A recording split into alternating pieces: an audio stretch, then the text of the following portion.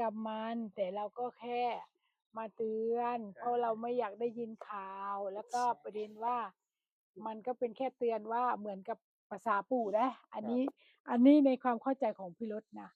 น้องหานดอนสวรรค์เป็นบ้านเพิ่นเหมือนคุณนี่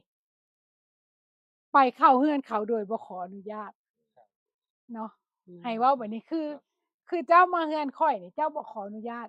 เจ้าละพากันเที่ยวเข้าเที่ยวเข้าเที่ยวเข้าเฮือนข้อยนี่เข้าใจบ่เที่ยวมา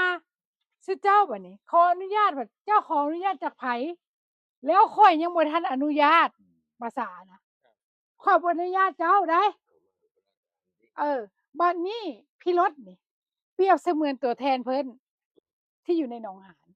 ให้ว่าข้อยส่ำตัวแทนเพิ่นมาบอกให้ว่าเจ้าลงหนองหานนี่เจ้าเฮ็ดบ่ถูก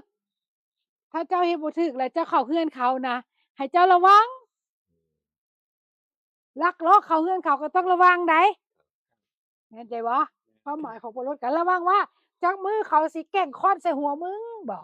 หรือว่าจักมื้อนี่เขาสิเอาปืนยิงมึงบ่ให้มึง ลูกพี่เขามึงต้องมีความระวังครับก็ซ้ำว่าซ้ำบอกโจรให้ระวังให้ระวังแต่